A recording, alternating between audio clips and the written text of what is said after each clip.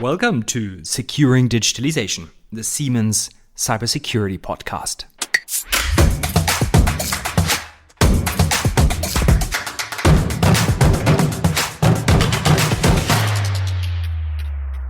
They say it's a war out there, a cyber war. And war, well, often it's a war of the better weaponry, the better technological means, the technological superiority, material against material, technology against technology. My guest today is making the point, well, in cybersecurity, yes, technology matters. Yes, resources matter. But what matters more than anything is the humans, the people who do it. Because to effectively cyber defend a company and organization, you need to pull together all the relevant people from all parts of the company, and you need to enable them. Well, and that doesn't happen with a circular. It happens by listening, caring, being there for them, and building those bridges. And how he does that, well, he'll tell us himself. Here is Carlos Arglebe, the Corporate Chief Cybersecurity Officer at Siemens Healthineers. Hi, Carlos. Hi, Andreas. Thanks for the nice introduction. Carlos, great to have you with me. And when you look back in your own life, which cyber crises did you personally have to go through? Well, I don't have to think much about it. There's one that just makes me want to cry. And that term in itself just tells you what that was. It was in 2017, Saturday morning on May 13th. Okay, we just came back from a business trip. Coming back from the East Coast, Philadelphia, sunny Philadelphia, actually. And we touched down in cloudy Frankfurt. Okay, so you wake up, your familiar environment, and I turn on the cell phone and kadaboom, kadaboom, kadaboom, messages keep popping in. Yeah. And it was WannaCry. The messages were coming in from the news, from the team members. There was a lot of buzz going on, but literally we had no idea what was going on. Yeah, we were basically in the dark. Just to understand, you already worked at Siemens Healthineers in cybersecurity at the time. What made that particularly relevant for you? Was it like the same as for other companies or different for healthcare? Well, because when we found out that the national health system in the UK was hit very hard, for me, it was a very fast thought on this is going to affect people's lives. This is not just about a server that is down. This is not about a service that can't be delivered. This is about people not getting their health care they need. Because, I mean, just imagine if you broke your leg, okay, and you're on your way to the hospital, and in the ambulance, they tell you, oh, I'm sorry, Andreas, we can't go to the nearest hospital right now because there has been a cyber attack. We'll have to take you with your painful leg for another hour to the next hospital available that can pick you up. And I think that's really what makes it so real when cyber attacks hit healthcare. And in this case, it hit healthcare in the UK really hard, that it's a lot of people that are affected. Yeah. And you can think of even worse scenarios, as in how do we schedule surgery, even like, for example, cancer surgery. And if we don't have digital systems that allow us fast to do it, efficient to do it, we go back to paper, we may have to cancel life-saving surgeries. Absolutely. And just to give you a number, we had about 19,000 patient appointments that got canceled. And I think the clinicians and the people of the healthcare system did an outstanding job there to take care of the people and reshovel and reallocate. As you're saying, they go back to paper and pencil. You can't rely on the IT systems, and the volume that they have to process is significant. Yeah, especially when I think it was 34% of the entities that were affected. You will need some time to recover from that. It's not that day in itself. You know? Before we come back to you sitting in that aircraft on a rainy day or a cloudy day? It was a cloudy day, yeah. Just give us a little bit of background, because healthcare is a huge, huge system. What does Healthineers do exactly, just in 1-2 sentences? Yeah, we deliver medical devices, medical technology to enable our customers, clinicians, hospitals to deliver healthcare. And our products are regulated. And regulators are focused on patient safety to make sure our products don't hurt people. They are safe and effective. And the products, just to be clear, it's not just little like Band-Aids or something. It's big machines like MRI scanners or X-ray machines or tumor therapy. It's incredible machines, incredible technology that, like the MRI, that you can get to see the inside of the human body without surgery. Yeah, and you can see the tissues. You can see the brain function. You have ultrasound. We have X-ray technology with the CT machines. They give an incredible resolution, help guide physicians in surgeries with robotics, and also for treatment, for cancer treatment, for personalized treatment. Yeah. Okay, so big machines, expensive machines, we want them to do their job. Also, we don't want these machines to be hacked. And there you are, just woke up, had some, maybe not the best coffee of your life. Airplane coffee is not so amazing, I think. And then you get all these messages. What happened next? Yeah, it's really the best thing what I did there is just to read and listen and to see what was going on, who was being affected. Because, I mean, just to mention that our devices don't just sit there, okay? They're all interconnected through networks. So they're exposed to potential attacks. So first question is, okay, is there a team in place? So a task force was quickly gathered. And as I mentioned, we work a bit in the dark, but we get very quickly the people on board, the experts from all the business lines, all the product areas, to understand how are the products being affected, how is the infrastructure being affected. So we were looking at two front lines. One at the customer side, priority one, and the other one, how could we be potential targets, as we were seeing train stations stopping the traffic and also the banks being affected by this virus or malware. When I listen to you, the image I get is, okay, apparently there was a high level of protocol. These are the things we need to do, but it sounds like there wasn't terribly much practice. And in the end, it was like a lot of blank spaces in front of you. You get a bit of data here, a bit there. Yeah, nobody was prepared for this. And I think that is the point of, you can have all playbooks and things sorted out and processes described. But for this kind of an event, nobody was really prepared for it. The only good preparation we had was we knew each other. We got a team of experts together very quickly. They asked the right questions. We got the data quickly together. And this is what's going on back and forth with emails. And that's where you work your way through the incident. No incident is actually the same. Yeah. And here is a hint in the sense that in absence of the perfect protocol, like military precision, and that's also where things can go wrong with enemy contact, what saved the day was that you had existing relationships, that people already knew one another, as you said. And they all had the same objective. And that is understand how we can best protect the patients and support the providers and support and protect our infrastructure. So there was no segregation of, oh, this is an IT topic, or this is a product topic. Oh, by the way, it's just a customer problem. And I think that's not how we approach it. Everybody had to adhere to the same purpose to really make sure these machines that are needed, the services, are up and running, because their availability really affects patients' lives. So purpose helped as well. It's about human lives. It's not just that a website for whatever marketing optimization might be down for a few more hours, which of course also is a human component. Do I care about what I do? So you had that experience in 2017.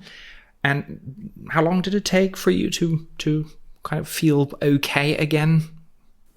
Well, after 2 weeks, it took us 2 weeks to identify all the affected systems. Let's go back. This was a very Microsoft-based problem with that ransomware attack. The good thing was the kill switch was activated almost the same day, but the malware was out there affecting the systems. Just to give you a number, 360 product lines, 163,000 systems in the field worldwide. We were dealing with about 150 countries, but mainly focusing, of course, on the UK. And only had less than 50 systems infected. So now we knew after 2 weeks Now you need to trigger the updates. Now you need to deliver the changes. So I would say half a year, I felt more comfortable.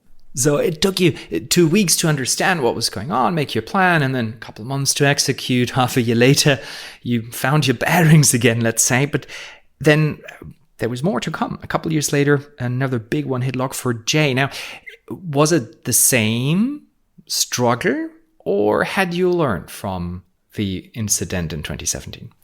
Oh, we were more comfortable with the data we had. As with WannaCry, as you mentioned, 2 weeks is a long time, and customers are asking for details. This time, as we had broken down in our security by design and privacy by design processes, all software components, we knew for our installed base which software components were affected because we were building the products from scratch. That investment really paid off. Now, it may sound a bit bold here, but I'm truly proud to say that the hard work has given us a result of about 5 to 10 minutes. At the press of a button, we had the information which of the 740,000 systems were affected by this. Now, this was just the beginning, okay? So you reduce 2 weeks into 5 minutes.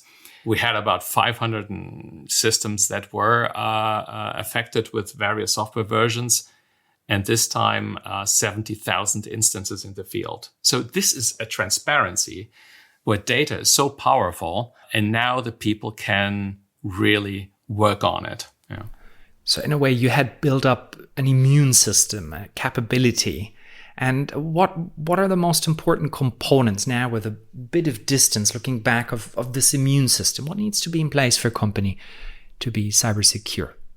Well, if we just go by the pillars, we have it's definitely technology. Okay, if you don't have the processes, the technology built into the hardening, offering upgrades, having those capabilities, you're not going to be really successful. So that's really basic.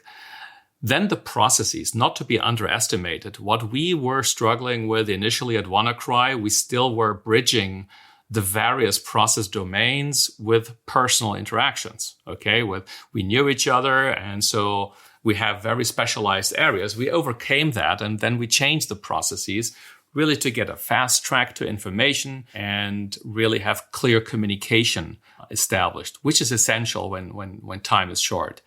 But probably the most important piece is the people. This comes as a surprise to you probably, right? It's about clear responsibilities. Okay, what is my role in all this? Yeah. And do we have people who are trained in this? Of course, nobody was prepared for this one either. But again, here, the relationships, the trust, the communication helped to overcome that initial dark period. When you analyze high stress situations, one of the behaviors that can very often come up is defensiveness, as in, oh no, it's not my fault, I didn't do this. So, and then either just, no, you need to do your bit, or even blaming, and that's where it goes wrong. Absolutely, and sometimes. And I would say for regular operations, processes are essential, okay? You need recurring activities. Emergencies, you need a experience, you need a gut feeling, and you need also to make sure that you not that you would break the process, because some people are afraid to be not in compliance. You need to fulfill and understand the purpose of the process. As a quick example, we had a larger ransomware attack in Ireland. So the healthcare system was down too. And the customers wanted to bring back the systems back online. And they said, hey, I would like, before I get the systems online, can we run a scan with a security agent? Well, the answer was, well, the security agent isn't validated for this product. So then you are in a regulatory compliance situation. We found a way then with the customer, because we understood it was essential for them to bring every device back online that was clean. So we didn't break the process, but we helped the customer to overcome the limitation that was built in the process. Technology, processes, people, of course, no surprise there. You need all of these for every single function in any company. But you often speak about a very specific, particular type of person. You call them the connector. who is a connector? What makes them a connector? What do they do? Well, they definitely amplify collaboration across a community and an organization. A connector is a person that is essential really just to introduce more dynamic and more flow into an organization. Taking a step back on cybersecurity, the term comes really from the Greek as the art of good steering or piloting, okay? And that is, I would say, also a connector in the sense of connecting data, connecting people, staying on course, being there for the others. And that is really something when we look at cybersecurity, it is not only a technical profession. It is about engaging the various minds with the technology know-how across the organization. Yeah. Can you give an example? Do you remember a situation where a connector acted? What do they do and how? I have a nice one, more in the role of a mediator, connecting topics and people and purposes. We were struggling with a deadline where our provider had revoked digital certificates because they were under pressure from the market. They were not compliant and they were not secure. And so they needed to preserve their credibility in the market, revoke those certificates. Now, these were root certificates, and we just realized that that may impact our products. So we have allow listing established in our products, and it's connected also to the root certificate. This means that the products may not work. So long story short, they were under pressure. They needed to revoke the certificates. And so we engaged with them and also with Siemens together to find a solution, a timeline, an extended timeline for us to have a good transition plan in place.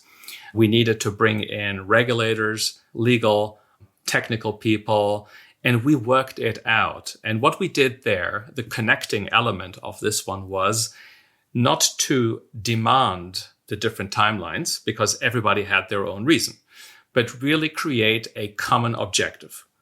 You see, nobody wants to hurt people. Everybody wants to ensure patient safety. If we understand why a certain team or provider or person does something or not, it's much easier than to figure out a solution. And that was really what we did. And we teamed up and revoked the certificates at a later period, but were able to manage the change together. Okay, so what they felt under pressure to do was just to like make certain root certificates invalid. A root certificate is, if you will, as the name has it, a source. So the medical device uses encryption, but if the root certificate, the source of the trust, is gone, then you can't use it anymore. It wasn't tested, and this was an unplanned change. So we needed more time, and we have a large installed base. And of course, if you just need to manage the certificate, it's easier. But managing the change is where you come in also. I would imagine if you have legal in the room, one person might have said, look, one option here is to simply sue them because they can't do it. And if patients are harmed, there will be a class action lawsuit. And the other legals will say the contract we have with you allows us to do that. So everybody is right. But I think it's overcoming that and say, and what is it we want to do together? Yeah, that's really the connecting moment there. And that was actually not as hard, but there were a lot of risks associated for both parties. And I think we might mention, just as a disclaimer, that by training, you're not a techie, you actually are trained as a lawyer. So Don't say that. No, it's public. No, it helps. It helps extremely. And I'm not practicing law. That wouldn't be good. No, but legal helped me to think in systems and looking for patterns and also translating requirements, rules into real life. And that is really what cybersecurity is becoming more and more. It's not so much the technology alone. It's also a lot of processes and requirements and rules like contracts, but it's how do we help the people do the right things?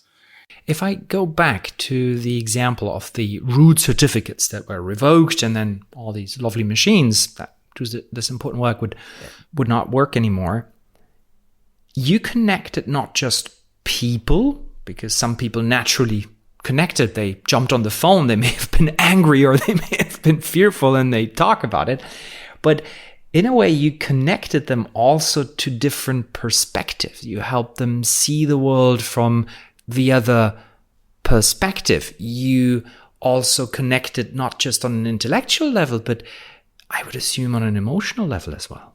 Absolutely. Absolutely. Patient safety is someone everybody can relate to, and not as a killing argument, but, we're in this business because we care. It's not just to get something right. It's we care, and that is doing the right thing together. Yeah. And that is independent of the company in itself. It's really the partnership, the ecosystem.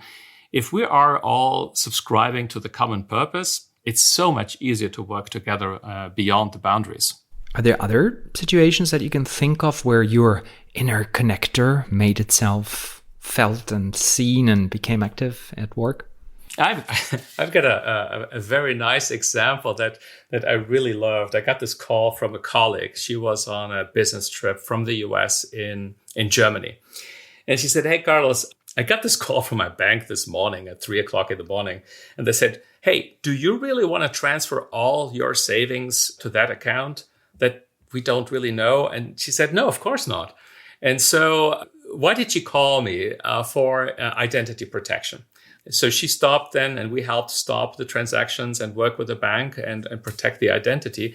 But what had happened, she used to work for the US Army, and the HR system of the US Army was hacked, and files were extracted and sold on the black market. And we were able to help her as a person. Yeah. So because she was working with an employer who was hacked, she's now working with us, is being attacked for a scam, or her bank.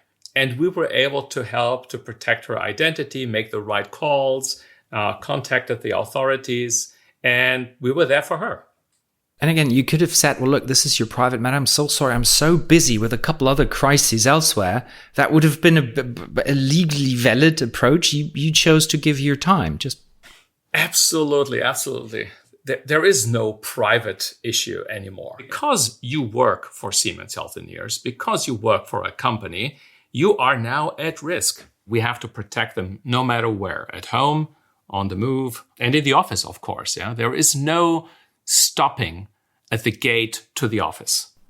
And just to understand better what you mean with automatically at risk, I would, for example, be on LinkedIn as an employee of Siemens Healthineers, and then if a hacker looks for some way in through engineering, social engineering, then it might just be me that is picked as a potential routine. Yes, it may be, but I hate to break it to you, but not all friends on Facebook or social media are really your friends, So there's a lot of reading of who do you contact, who do you engage with. It's really a public activity you do. It's no longer you as a person, as an individual. You become a building block for an attack plan, depending on what you do, where you travel to, what you're saying, who you know, where you may be in a path for an attacker to go to the next victim. Yeah. So there is no more private and business in this sense. So my behavior online might just be one data point or a couple of data points in a larger network that helps find the most suitable attack vector. Absolutely. And we never know what the attacker is looking at. Okay, we cannot manage the attackers. We can only manage the attack surface. And now this is coming back to we as individuals, no matter where, at home or in the office, as I mentioned, are the access point to information that the attackers want. And so we have to protect our identities. And that is where cybersecurity is so personal, so socially relevant for us, that we all up our game on cybersecurity practices. We become more resilient, more qualified, not just aware. And I think that is really an important element to grow the immune system in the digital markets. I think you might have to repeat that sentence because I'm currently harvesting your voice so that we can use it in an AI generator to fool your employees in giving them orders over the phone to use kill switches and tear down firewalls. 1 second. Oh, no, it's fine. We're good. We're already here. Yeah. Okay. That one doesn't go away. Don't click that. Think before you click. I was that just wondering with the connector. Yeah. I love the idea because, I do coaching as well. So for me, it's all about this perspective shifts and really listening and then finding a solution which goes beyond the obvious solution of I'm right. No, I'm right. But you would need these connectors, of course, in every part of a company, and still in cybersecurity, we might need them more than in other areas of companies. Now, do you think is that true? And if so, why? Well, I think everybody should be a connector because people care and engage with others. But sometimes the jobs are more limited. Everybody wants to be successful in their job, in their function. And some areas may not be that interdependent to others. Okay. So that's why I believe, especially the nature of cybersecurity is it happens everywhere at any time. And everybody is engaged in influencing the security or opening up a door that shouldn't be opened. And you can go one step further. If there is impact, also it might immediately impact everybody, not just the function that was first hit. Yeah. Correct. Which is sometimes really funny when we talk about certifications. Yeah. People want to have a certificate, let's say, for Greece. Okay. Is that, guys, it doesn't help for information security or for ISO 27001 because Greece is not in control of the systems. They are all being hosted out of headquarters, for example. They're affected. So, but people want to have a control locally.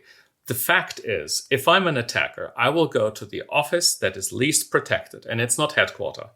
I will go to, I don't know, I'm not saying which office is least protected right now, but let's say I would go to Greenland or to Panama or to Mexico or to a provider, third-party risk, to a supplier, and try to get through that channel into the network. So everything is interconnected. Therefore, you can't just isolate it. Yeah.